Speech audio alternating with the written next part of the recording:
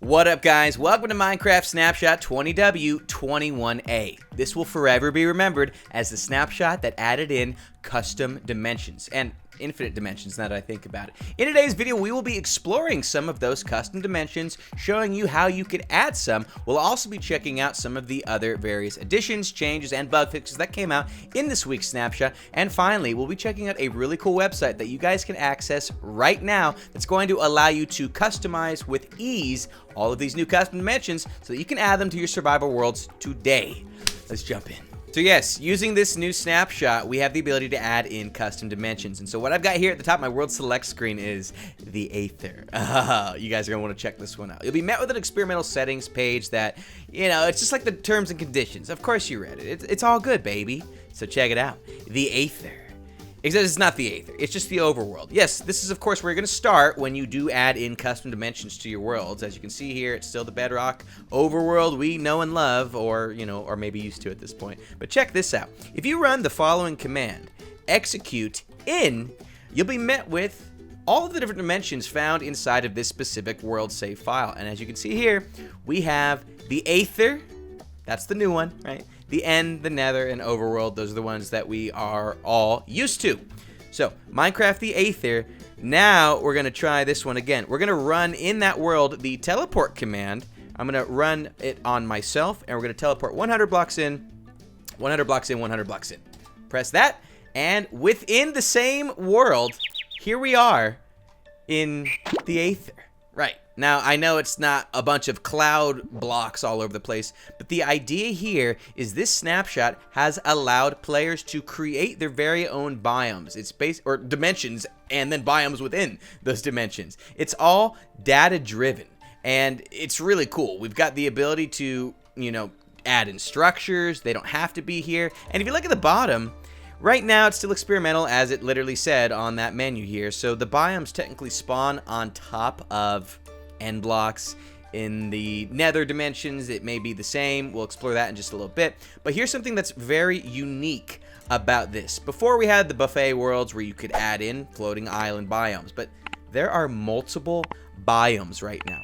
And while this seems like one small little island, that's because it is based on the main end dimension, which only has one small biome at the very center. But as you know, if you've ever been to the end cities, 10,000 blocks out in either direction will take you to some really cool... Oh, no way! Look at this! Hey! That is sweet. There's a mushroom island biome right here. But look at this! There's multiple biomes all over the place.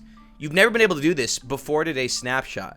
And this means that crafty map makers, command block makers, data pack people, functioneers, whatever you want to call them, now have the ability to make their very own dimensions and make ways for the player to access them in the main overworld so that they can go on their own adventures. And again, you can choose if structures spawn in this world, you can choose if features do, you can change the time of day, you can change the temperature of the different biomes. We'll be going all over that stuff at the end of the video when I show you the world generator that you can literally use to plug and play new dimensions into your very own survival worlds. But this is extremely groundbreaking stuff. Like, we're gonna be able to do a lot of really exciting things as Minecraft gets more and more data driven.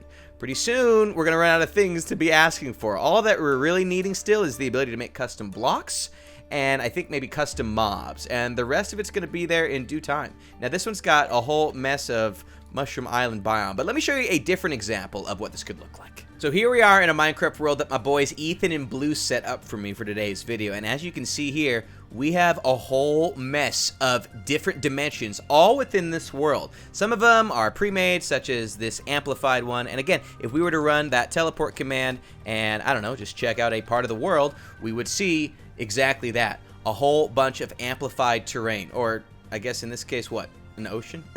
No, we can start to see the landscape moving upwards. This is one of the world settings that you normally have when you're creating a new Minecraft world. Well, now you can just add this as a new dimension in your Minecraft world. Maybe you want the amplified dimension. Maybe you've got some command block friends that can help you set up a certain item combination that allows you to access this dimension, I don't know, after you beat the Wither or beat the Ender Dragon a second time, and this is like the hard mode part of the world.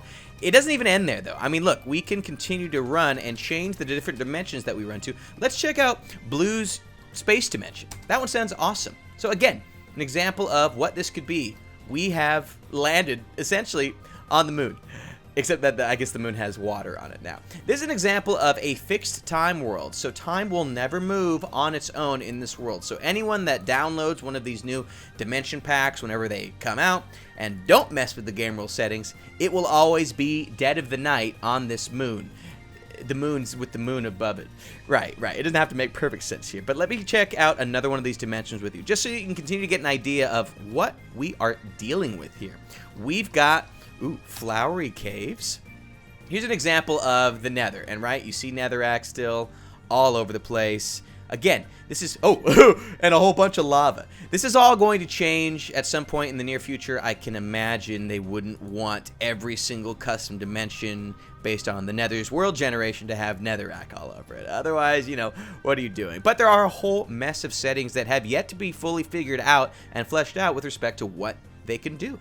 There is a lot still to be figured out here, and you're going to want to subscribe so that once it's figured out, we cover it in another video. But for now, just take it all in. Stop and smell the poppies, I guess. This is an example of world gen using what I assume, if we check here, is the flower forest biome. And you can kind of see that if you follow my mouse right here. See, biome, flower forest, yet up here, the dimension. Flowery Caves. It now sits in this top area of the F3 screen. So this literally is its own dimension. If we were to kill ourselves in Minecraft specifically, we'd go back to the overworld. You can see F3 here, and we're back in Minecraft overworld in a savanna. Let me show you one more example right now before we go into some more detail in a different area of today's snapshot, because this gets a little bit data heavy, and you're gonna have to make a couple of different modifications outside of Minecraft in order for your stuff to start looking like this. It's like a toss-up between Icy Floating Island and, yeah, I'm gonna go World of Diamonds. That one sounds sick. This is a super flat world. Structure still turned on. Slimes ahoy, literally everywhere. Yes, this truly is the diamond dimension. Somebody called Dan. He's probably gonna have a panic attack. This is... Ooh. Yo, they are going to town on this iron golem. It looks like he's about to die. Anyways, the point is, opportunities are now literally limitless, because you can add as many of these dimensions to one single world as you can, and as you can see here, you can customize them in a lot of big ways, and it's only going to get better and better as the developers spend more and more time adding, changing, modifying, tweaking, and perfecting this brand new setting. We're going to shift gears. We're now going to show you the steps required in order to import the settings for these custom dimensions. So on the Create World screen, you'll click Create New World. Then you'll go to More World Options, and you've got a new button right here. It's known as Import Settings. Pressing that will open up a new folder window, and you'll be met with your Minecraft saves folder or wherever you left off last. Now, right inside of this folder, we already have a few different things. We're going to do worldtest.json. Pressing open on that will allow you to import the settings that you've downloaded from a website or from the generator that we're going to be covering later, etc., etc., etc. And then you wish proceed. It now says world type custom right here instead of the normal options of amplified, large biome, super flat, etc., etc., etc. You can of course change the other settings to be creative mode, the difficulty, blah blah blah, this and that, and we'll just do new world. Loading the world in, you'll see that these settings have now been entirely imported. Now, if anything, we'll still start in the overworld technically, but as you can see from what we did before, if we go execute in, we have all of these custom world settings that have now been added in. And at a moment's notice, if you want to export your very own world gen settings, you'll just go to the single player world, go to edit right here, once you've selected a world of choice, and then you've got an export world generation settings option. And now it'll show you where you've exported it. So that is going to be an easy way for you to share your dimensions with your friends or with, the internet at large. Now, the actual world settings file is in fact just a whole bunch of Minecraft JSON code that has been written out to tap into all of the various different criteria, parameter, etc. that Minecraft offers when making a new dimension. For example, presets, you've got Minecraft Nether, you've got the seed in question, you've got what type of world gen that you're tapping into, all these different settings. You can even change the time, like I said, the level of ambient light, you can change the temperature, there's a temperature option in here somewhere, the different biome type that you want to show up in this dimension, etc., etc., etc. Again, more on that later. Alright, so the last thing we do before we show you the custom dimension generator is show off the rest of the changes and additions in today's snapshot. So, first of all, redstone changes. The redstone dot has returned. On right click, you can change it back to that regular old dot. As you can see, you can toggle this, and it does in fact change the hitbox of the redstone. So you can't break the redstone here, it has to be within this plus, but right-clicking will make that hitbox a lot smaller. Now, the thing that's important to know is that redstone dots do not power all sides. This is powered right here, but because it's in that form, it is not powering these glowstone lamps, versus over here, when it's in its regular form, you know, the plus, you could say, it is now in fact powering those lamps. Changing that, though, you can see some stark differences here. So, keep that in mind. That may actually be really good for contraptions. Moving on, piglin changes. When admiring gold, piglins will no longer walk around. So, I'll go ahead and spawn in a friend here. Check it out. Take some. Take. Do you like? Oh, he loves. Okay, hold on to it. Normally, these guys would be moving around when, you know, they're angry at you, they start coming for you. Well, that's no longer the case. They will not move when they've got that in hand. It is legit distracted by it. And I have a feeling it's going to turn into a zombie piglin real soon. So we should probably go ahead and just move on for the time being. Changes to lily pads. This is a pretty cool one. They're now considered junk fishing loot rather than plain old treasure loot. Yeah, this thing right here, no longer rare. That's going to be lovely for anyone that is used to fishing. This is the current junk table, right? Junk, leather, sticks, bones, things of that nature. These are all examples of different things you can get as junk when you go fishing. Meanwhile, over here, we've got the treasure table. You can see you can get things like saddles, nautilus shells, ooh, and enchanted fishing rods. These are the real cool things you can get. Well, no longer will you get... Hey, that's a good book. No longer... Man, these guys are so mad at me that I keep opening chests. No longer will you get lily pads in your treasure loot table, and so that's worth celebrating. And then, of course, custom dimensions. Since you can now export world settings, you can modify and add those. Now, we already covered a lot of these, so I'm not going to go ahead and do that for you. But there are some other customized world settings that you can access from within game. So, if we were to go to create new world, you could see here that we can be a little creative, not too creative. And if we go to world options here, we have the buffet world type that we essentially had options to before. That now comes in the form of world type single biome, which basically makes an overworld of the biome of your choice. And you've got all the different biomes you can find in game listed right here. We're going to do caves. Yeah, that's a good one.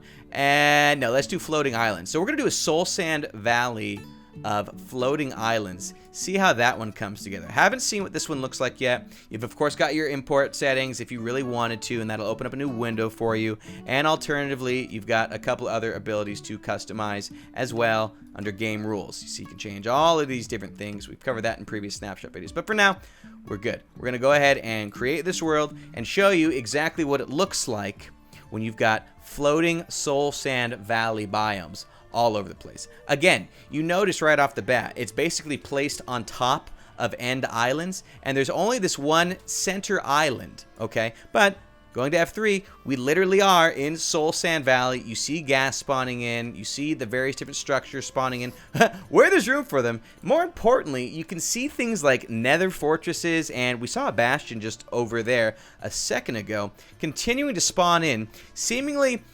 Well, not seemingly, actually in the middle of the sky. Now, keeping in mind what happened before, if we were to go 10,000 blocks out, as we did, you'll see that all of these infinite items start spawning in, or islands rather, start spawning in all over the place. Sometimes with some bonus structures placed in as well. This makes for some really cool biome and world dimensions, quote dimensions, that you can make without needing to know any code whatsoever. You are, of course, limited, and that becomes the one quote-unquote overworld in that world, but hey, not a big deal. We've got a couple cool ones that I made earlier. This is just basalt biome with the cave world generation type, okay?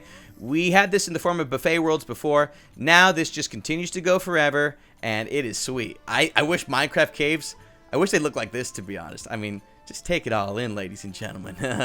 One of my new favorite biomes has got to be the basalt deltas. And that's what we're seeing right here. Various levels of cave systems just all over the place. And we can even show that it's come in a form of the floating islands for some end dimensions. So we've got the Crimson Islands right here. And again, we've already seen this. We see structures spawning in. This is just the end islands, basically with a lick of Crimson Forest paint on the top of them. Either way, though, it's cool to see the custom worlds starting to come back and make their way into snapshots once again. There's obviously going to be more additions, tweaks, and changes to them so that they are even more exciting to use. But now, let me show you a special website that you can access to make some of these dimensions yourself. Alright, so now let's make some custom dimensions of our own. In the description of today's video, find a link to World Gen Settings Generator for Minecraft, courtesy of awesome Minecraft community member, Missode.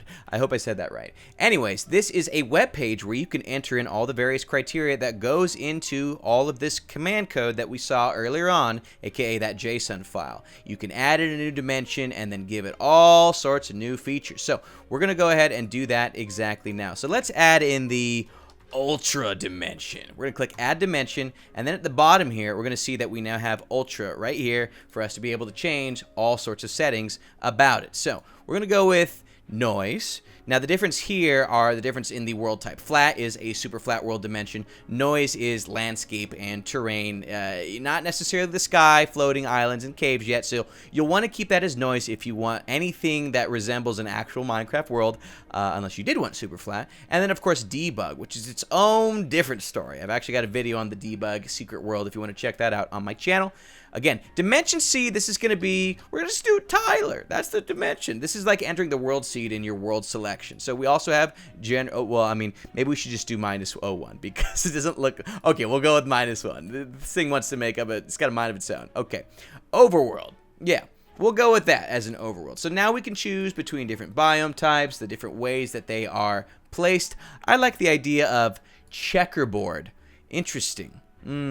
What is that going to lead to? And then you can even do your biome seed, right? And so this is a fairly rudimentary code base that you've got access to. Not every single setting. You can't change temperature in here. You can't change fixed time.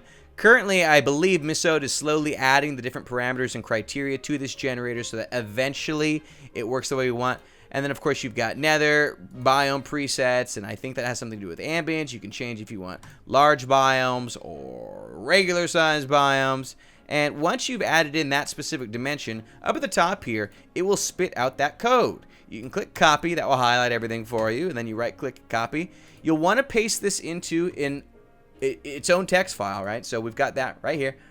Bam! We've pasted it on in. You'll save that as the different JSON file, and then using the ability we showed you before, import that into one of your Minecraft worlds. And once you've done that, you'll have your very own custom dimension. And of course, one of the coolest final changes is the fact that we now have the new Mojang Studios logo that appears when you're loading up Minecraft. Snapshot 20W 21A. Ladies and gentlemen, let me know in the comment section below which one of these new features was your favorite, and if you know what you're doing, tell me what you're going to be doing with these new dimensions. Thanks so much for watching.